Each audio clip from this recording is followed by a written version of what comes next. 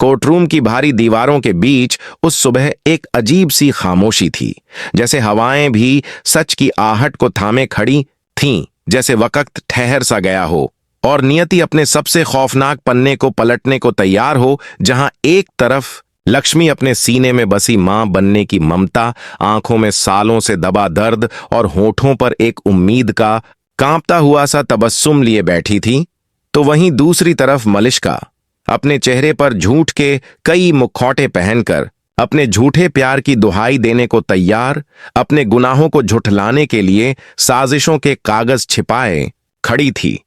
और कोर्ट में बैठा पूरा ओबेरॉय परिवार, हर सदस्य अपने मन में उथल पुथल, शर्म, संशय और पछतावे से भरा हुआ इस सुनवाई के अंतिम फैसले की घड़ी को टकटकी लगाए निहार रहा था, जिसमें लक्ष्मी और मलिष्का दोनों औरतों की तकदीरें बदलने वाली थीं। जज साहब के अदालत में पहुंचते ही कोर्ट का माहौल तन गया। कोर्ट की कार्यवाही प्रारंभ की जाती है कि घोषणा के साथ सबकी धड़कनें जैसे एक पल को रुक गईं। पहली गवाह के रूप में शालू को बुलाया गया, जिसके हाथ में एक फाइल थी और उसकी आवाज में बहन के लिए उठी लड़ाई की आग थी।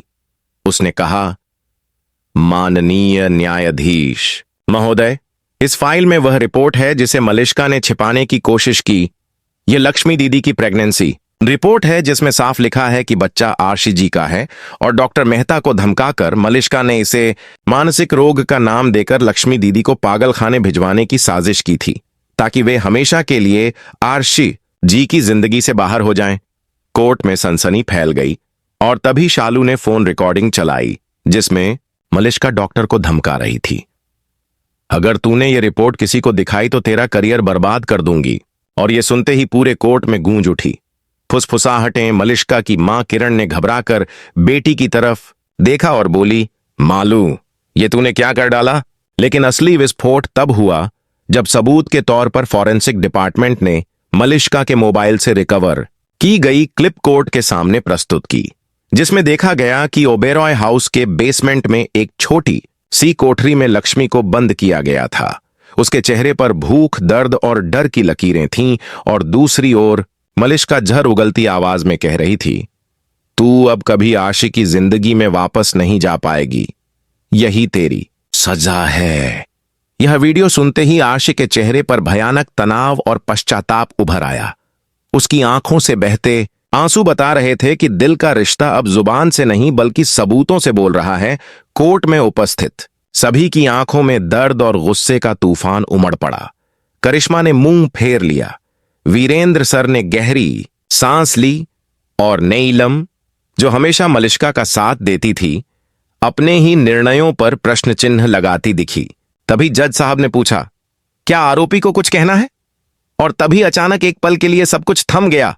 मलिष्का फूट फूट कर रोने लगी और चिल्लाकर बोली, हाँ, मैंने किया ये सब। मैंने ही लक्ष्मी को बेसमेंट में बंद किया, मैंने ही उसकी रिपोर्ट बदलवाई, मैंने ही उसे पागल साबित करवाया, क्योंकि मैं आरशी से प्यार करती हूं, क्योंकि मुझे उससे उसका प्यार चाहिए था और लक्ष्मी हर बार उसके बीच आ जाती थी। मैं थक चुकी थी, मैं टूटी हुई थी, मैं जीतना चाहती थी, लेकिन मैंने गलत तरीका चुना। और उस पल पूरा कोर्ट जैसे खड़ा हो गया। हर आंख हैरानी में खुली रह गई। आशी की आंखों में अब सिर्फ घृणा थी। उसने मां की ओर देखा और कहा, मां, आप कैसे उस औरत को सही ठहरा सकती थीं जिसने लक्ष्मी को मौत से बदतर सजा दी? और मैं कैसे खुद को माफ करूं जिसने हर बार लक्ष्मी की बातों को अनसुना किया? यह सुनकर लक्ष्मी की आंखों में भी आंसू भर आए, लेकिन अब उनमें दर्द की जगह सुकून था, क्योंकि अब न सिर्फ उसका सच सामने आ गया था, बल्कि उसे उसके आत्मसम्मान की भी जीत मिल गई थी। जज साहब ने मलिष्का को दोषी ठहराते हुए 7 साल की सजा सुनाई।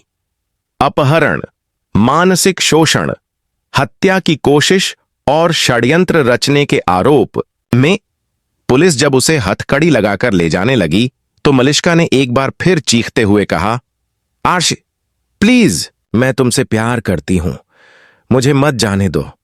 लेकिन आरशी ने अपनी नजर तक उठाना जरूरी नहीं समझा और कहा, सच्चे प्यार में स्वार्थ नहीं होता मलिष्का, और जो प्यार किसी की जान से खेलने पर उतारू हो जाए वो प्यार नहीं, पागलपन है। और उस पल मलिष्का ने रोते हुए कहा, लक्ष्मी तू जीत गई, लेकिन मैंने सब खो दिया। और फिर वो हमेशा के लिए कोर्ट के दरवाजे से बाहर ले जाई गई। लेकिन उसी वक्त लक्ष्मी की जीत का जश्न कोर्ट में गूंज उठा। मीडिया ने चारों ओर से उसे घेर लिया। फ्लैश की लाइट्स चमकने लगी। कैमरे उस औरत को कैद करना चाहते थे जो आज सिर्फ एक पत्नी, एक बहू नहीं, बल्कि सच, सहनशीलता और न्याय की प्रतिमूर्ति बन चुकी थी। आशी ने कोर्ट में ही सबके सामने घुटनों पर बैठकर कहा, लक्ष्मी मुझे माफ कर दो, मैंने तुम्हें बहुत तकलीफ दी, लेकिन आज मुझे समझ आया कि तुम ही मेरी जिंदगी की सबसे बड़ी ताकत हो। मैं चाहता हूं कि तुम और हमारा बच्चा मेरे साथ एक नई शुरुआत करें। यह सुनकर लक्ष्मी के होठों पर एक हल्की सी मुस्कान आई। आंखों में चमक और सुकून का संगम था। उसने आरशे का हाथ पकड़ा और कहा, मैंने कभी तुमसे नफरत नहीं की, बस इंतजार किया सच के सामने आने का, और आज वो घड़ी भी आ गई। तभी जज साहब ने आदेश जारी किया कि ओबेरॉय हाउस में एक बार फिर लक्ष्मी का विधिवत गृह प्रवेश हो और उसका हक उसे पूरी इज्जत के साथ सौंपा जाए। आरशे और लक्ष्मी कोर्ट से बाहर आए तो सैकड़ों लोग तालियों से उनका स्वागत कर रहे थे। लोग कह रहे थे, ये है सच्चाई की जीत। शालू और आयुष खुशी से झूम उठे। अर्पणा बुआ ने लक्ष्मी को गले लगाया और कहा, बिटिया तूने पूरे समाज को यह दिखा दिया कि सहने वाली स्त्री कभी कमजोर नहीं होती, बस वक्त का इंतजार करती है। और नीलम, जो अब तक घमंड में अंधी थी, उसने भी आंखों में शर्म और पछतावे के आंसू भरते हुए लक्ष्मी के सामने हाथ जोड़ दिए और कहा, माफ कर दो लक्ष्मी, मैंने तुम्हें कभी समझा ही नहीं। और तब लक्ष्मी ने कहा, मां, एक मां कभी अपनी बहू को नहीं ठुकराती। शायद अब वक्त है कि हम नए सिरे से रिश्तों को समझें। और उस क्षण सबकी आंखों में आंसू थे, लेकिन वे आंसू दर्द के नहीं, बल्कि सच्चाई, प्यार और भरोसे की वापसी के थे। और यहीं से शुरू हुई एक नई कहानी। ओबेरॉय परिवार में लक्ष्मी की फिर से वापसी, एक बहू के नहीं, एक योद्धा की वापसी। और आशी ने लक्ष्मी की मांग में दोबारा सिंदूर भरते हुए कहा, अब कोई तुमसे तुम्हारा हक नहीं छीन सकता लक्ष्मी। और भीड़ से गूंजती आवाज आई, लक्ष्मी की जय हो। और वो दिन बन गया सच्चाई की जीत का प्रतीक।